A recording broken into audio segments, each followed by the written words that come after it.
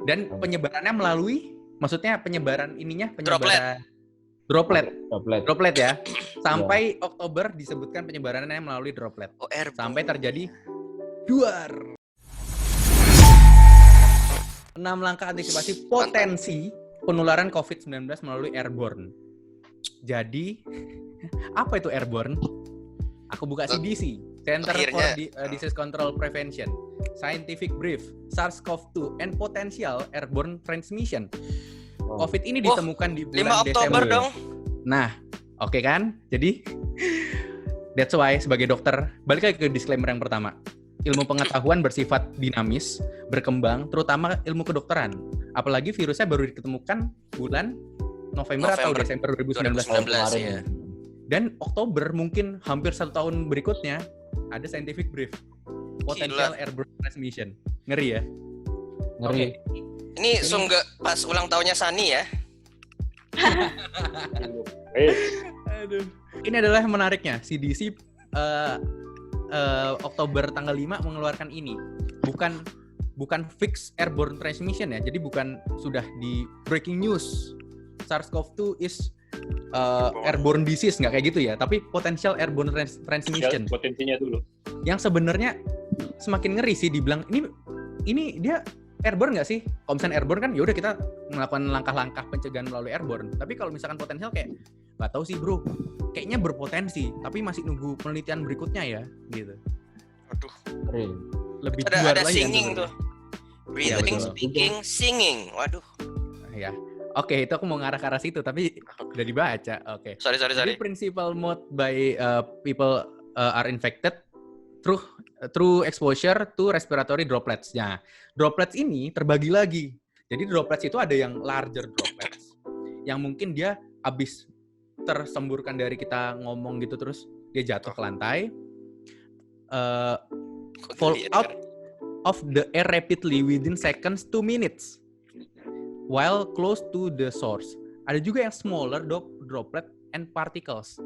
Ketika dropletnya lebih kecil lagi, dia bisa bertahan minutes to hours and travel far from the source on air currents. Jadi, dia bisa bertahan di udara menit sampai jam. Respiratory virus ini transmitnya tuh bisa kontak transmission. Seperti tadi, kontak tuh seperti aku aku megang virusnya terus aku salaman sama orang lain tuh kontak ya. Kalau droplet yang tadi udah diketahui ya melalui percikan air liur. Kalau CDC dia bilangnya about 6 feet. 6 feet itu kalau dimeterin 1,8 meter. 2 meter. Ya. Tapi di Indonesia pacak ya, ada yang jadi 1 meter. 1 meter. Ada yang 1,5, ada yang 2. Konsepnya adalah lebih jauh, lebih bagus. Ya, kayak gitu ya. Jadi aku sih suka mazhab yang 6 feet atau 2 meter. 2 meter iya. Transmission is most likely occur generally 6 feet ya. Dan yang terakhir adalah nih definisi airborne. Airborne definisinya adalah infeksi yang menyebar melalui exposure virus containing respiratory droplets yang mungkin lebih kecil ya. Oh ya, comprised of smaller droplets and particles yang bisa bertahan di udara dan dia bisa lebih dari 6 feet dan waktunya bisa sampai typically hours. Ngeri ya. Bisa sampai jam. Oke. Ngeri. Jadi ini adalah definisinya ya, definisi airborne ya. Selanjutnya adalah, airborne ini kondisinya nggak bisa terjadi di tempat yang nggak bisa di tempat yang biasa aja. Butuh under special circumstance. Apa aja? Special situationnya apa aja? Pertama adalah ini di tempat yang mungkin enclosed space. Yang kedua adalah prolonged exposure to respiratory particles. Contohnya apa aja tuh yang memungkinkan prolonged exposure respiratory particles tuh mungkin apa aja? Saat apa aja ya nih? Shouting, singing, exercising. Oke, ya udah. Terima kasih udah bantu saya. Ya. Kalau ada yang mau apapun, ntar ke ini aja ya, ke Bila aja ya. Oke. Terjebak. Dan yang ketiga adalah boleh dibaca Isra mungkin yang ketiga apa? Baca Is. Inadequate ventilation or air handling that allowed a build-up suspended small respiratory droplets and particles. Jadi di tempat yang ventilasinya kurang Ya. gitu ya. Jadi Waduh. dia build up small respiratory droplets and particles. Kan tadi bisa bertahan sampai jam tuh. Jadi Iya. dia bisa melayang-layang di udara kayak gitu. Oke, ini belum fix ya. Ini adalah potensial airborne transmission yang bisa terjadi di special condition seperti ini, ketiga hal Gue ini. kepikirannya Kalista ya. Oke, terus preventionnya adalah semuanya sama sih. Social distancing, menggunakan masker, hand hygiene, surface cleaning, disinfection. Tambahannya adalah ventilation and avoidance of crowded indoor spaces. Jadi ventilasi ini jadi hal yang penting. Di mana ada kasus terakhir tuh, kasus yang di kafe-kafe yang ventilasinya nggak baik, biasanya penularannya justru ya lebih di takut banget ya ngomongnya. Jadi intinya ventilasi dan crowded indoor space ini jadi hal yang penting sih. Di tempat kesayangan kita ventilasi gimana ya? Saya belum pernah ke Maksudku di teater. rumah kita, maksudku loh, Oh, teater, iya. rumahku maksudnya. Oh, kirain yang lain, kuil. Kalau di kuil gimana kalau di kuil? Kuil. Kuil Senayan. Masjid. Kuil. Masjid. Lantai 4.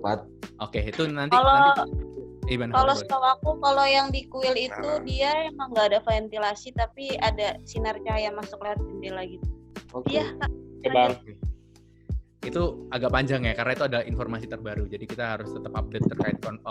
informasi Airborne terbaru. ini ya. Yang ketiga adalah kenali medan perangmu. Jadi tadi zona mana nih Jakarta? Orange. Orange. Orange. Oke. Jadi kita resikonya sedang ya, jadi tetap harus dipantau terus. Dan juga tempat-tempat lokasi yang berpotensi jadi kerumunan dan kontak sosial tinggi seperti pasar, sekolah, gedung dan lain-lain juga harus dibatasin tuh, karena itu resikonya cukup tinggi.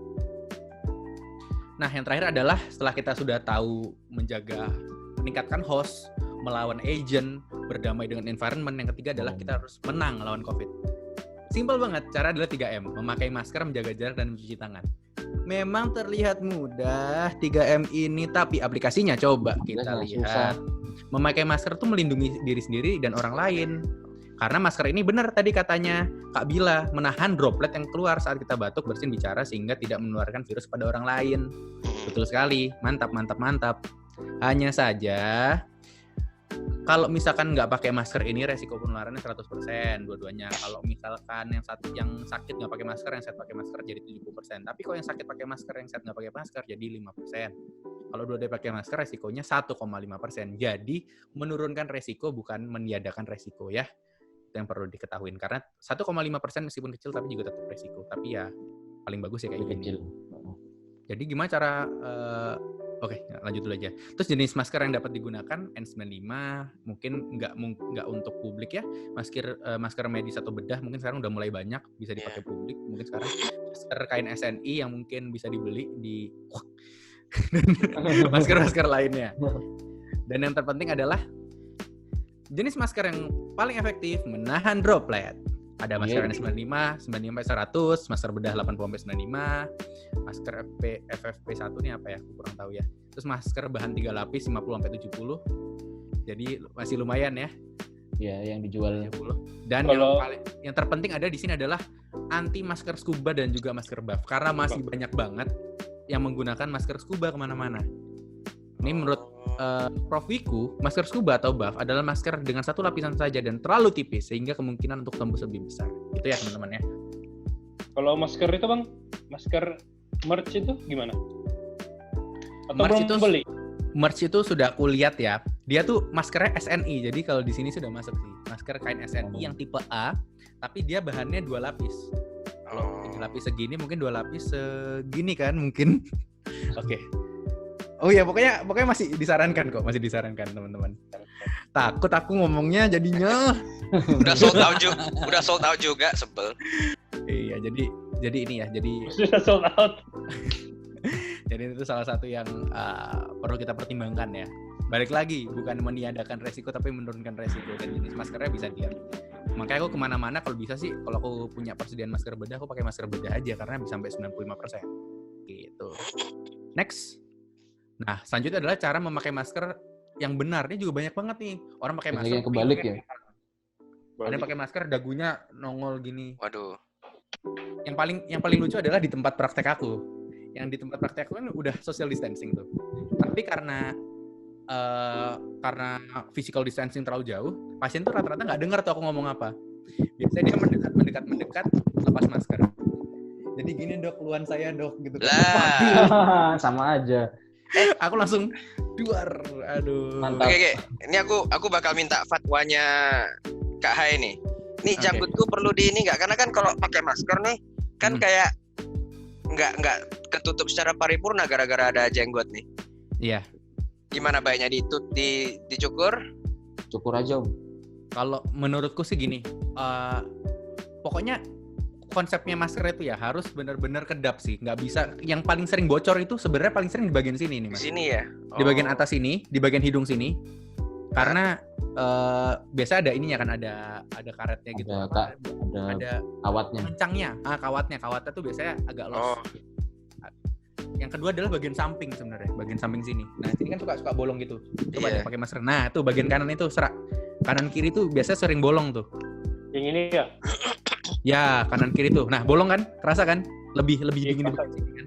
Nah kalau di bagian bawah ini ya yang penting nutup dagu sih mas. Sebenarnya. Oke.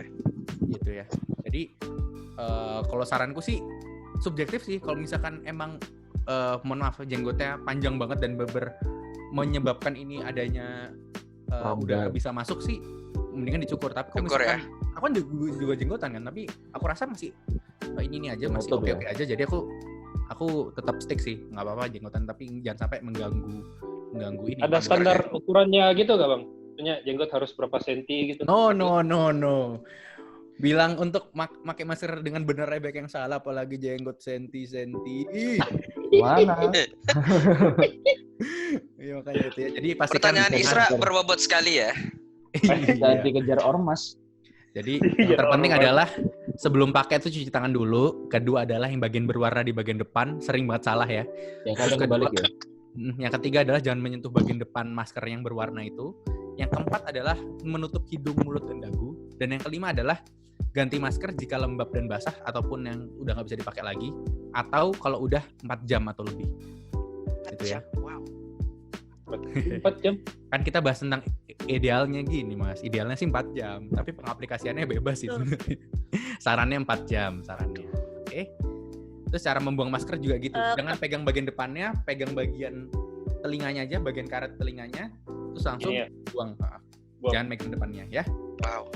Ada pertanyaan tadi? Kak boleh nambahin dikit nggak sih? Boleh. Kalau boleh misalkan kalau misalkan keluar gitu ya sebisa mungkin sih kalau aku ya kalau keluar rumah seenggaknya di tas itu ada masker 10 biji aja. Entah itu Udah.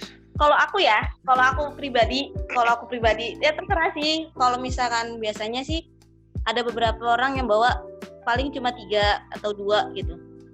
Tapi kalau misalkan aku pribadi, aku paling banyak tuh 10, paling dikit tuh 5.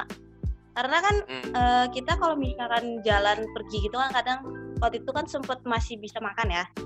Kita makan, lepas masker dong, kan makan. Terus setelah dilepas, otomatis kita bakal pakai masker kan. Gak mungkin abis kita makan terus pakai masker yang lama, kotor dong. Kalau aku mikirnya gitu Iya. sih. Dan bau Jadi, gula itu. Setelah setelah makan lepas, setelah misalkan aku cuci muka atau gimana, ya ganti lagi. Kalau pokoknya setiap melakukan tindakan yang menurut aku yang kayak harus melepas masker, itu aku harus mengganti masker sih. Kalau aku ya pribadi. Tapi kalau menurut Kak Rizky sendiri, menurut Kak Rizky gimana sih kalau misalkan masker gitu, misalkan kita kan ada beberapa orang yang kayak cuma keluar itu kan paling bawa 3 masker atau 2 masker gitu kan. Bahkan ada yang cuma bawa ya yang cuma dipakai doang gitu. Kak Rizky tuh baiknya tuh gimana sih? Kalau aku biasanya ketika aku sudah keluar makan gitu, biasanya maskerku udah lebih dari 4 jam. Jadi biasanya aku pasti buang. Sebenarnya karena alasannya kalau misalkan belum 4 jam gitu, misalkan dia baru datang terus langsung makan gitu kan kita bisa aja gitu. Itu gimana tuh Kak? sebenarnya balik lagi ke konsep yang 5 hal ini. Kita balikin ke basicnya lagi. Selama maskernya masih oke, selama maskernya masih bisa digunakan secara hal-hal yang kelima ini ya, menurutku sih masih bisa. Tapi memang kalau kita mau makan itu hampir nggak mungkin bisa dipakai lagi. Contohnya, kita makan masker ini kan bagian luarnya sudah ada, Iya. sudah ada virusnya luarnya, dalamnya udah aman. Kita naruh maskernya gimana? Ah, Di Bingung kan? ngadep ke atas putih Yang biasanya. putih ngadep ke atas. Kalau ada orang batuk, terus Nempel. nempel di bagian dalamnya, Waduh. Iya. Nggak bisa ya? Refleksi udah nggak bisa. refleksi ya. Kalau kita bagian bawahnya yang di bagian atas yang di atas, bagian luar yang di atas, ya kalau mejanya bersih. Jadi kotor. jadi hampir nggak mungkin, bukan hampir nggak mungkin, hampir susah sekali sih untuk memastikan masker ini masih bisa dipakai setelah kita makan. Jadi aku biasanya nggak, kalau aku pribadi ya, aku ganti pakai masker 3 lapis kain biasanya. Karena menghemat, saya anak kos-kosan kalau ganti. Intermezzo tadi Asyal nge-tweet Kak Rizky. Aku udah Mau dicek like dulu ya. Kebangun kan? Kebangun ya, kelihatan ya. Kebangun, Oh, sama. Oke, Udah siap. aku like. Oke, lanjut. Oke, jadi kayak gitu teman-teman. Jadi balik lagi ya konsep ya. Menurutku sih lebih baik ya diganti aja. Kalau misalkan ada masalah finansial seperti diriku kayak gini, ya mungkin gantinya pakai masker yang ada di tas, masker biasa, masker 3 kain. Meskipun tidak sebaik masker medis, tapi dia lumayan lah, Cukup baik 50 ya. sampai 70%. Iya, gitu teman-teman. Ya udah solutif. Ribet Selanjutnya. juga, Pak. Dadi wong Ya, ki mbok sing lanjut. solutif. Iya. Selanjutnya mencuci masker ya, harus cuci masker ya seperti biasa ya. Perlu disetrika juga ya, aku juga baru tahu loh, aku baca juga. Sama. gitu. Jadi setrika dengan suhu sesuai dengan bahan dasar kain ya. Mungkin biar virusnya terkena panas juga atau gimana, aku juga Mati. nggak tahu ya. Dan juga dikeringkan di bawah sinar matahari. Balik lagi konsepnya tadi, virusnya bisa bertahan lama kecuali di kondisi yang tadi aku udah bilang. Medianya apa, kecerahannya gimana, kelembapannya gimana, sinarnya gimana. Lagi ya, konsep Oke. dasar. Wow. Back to basic. Selanjutnya menang. Menang pertama dengan memakai masker. Yang kedua adalah dengan menghindari kerumunan dan menjaga jarak. Nah, jaga jaraknya tadi ada yang bilang 1, yang ini 2 ya. Iya. Jadi beda-beda tergantung baca di mana. Cuman balik lagi Masuk. konsepnya adalah semakin jauh semakin baik kalau menurutku ya. Ini bahasanya, mengapa menjaga jarak penting? Droplet yang keluar saat kita batuk bisa meluncur sampai 2 meter. Saat berbicara tanpa masker, aerosol uap air bisa meluncur sejauh 2 meter. Saat bersin tanpa masker, droplet bisa 6 meter. Jadi Jauh banget ya. iya. Jadi lebih baik semakin jauh semakin baik, intinya seperti itu. Menghindari kerumunan, menghindari penggunaan transportasi yang tidak memenuhi standar protokol. Yang ketiga adalah mengurangi aktivitas dalam ruangan ber-AC yang tertutup dan banyak orang Bang. dalam waktu lebih dari 2 jam. Ya, kena semua mana ada.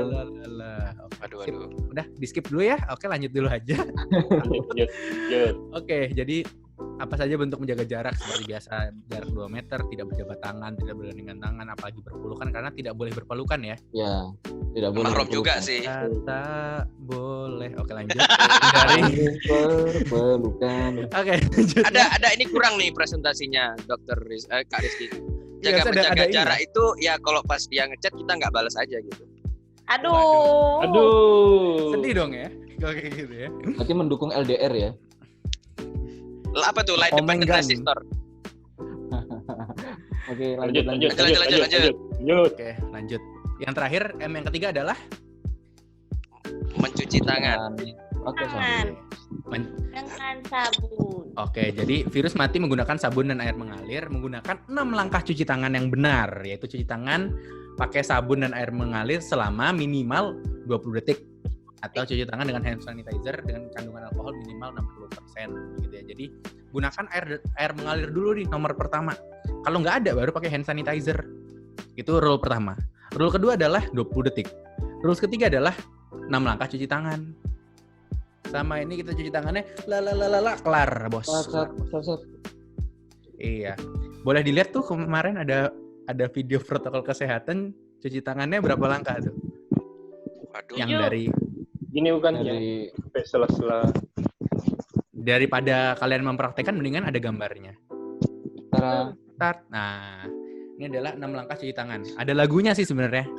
Ayo Iya. sehat dan semangat cuci tangan. Ini yang bagian depan. Lungkupkan 2 tangan bergantian, bagian atasnya.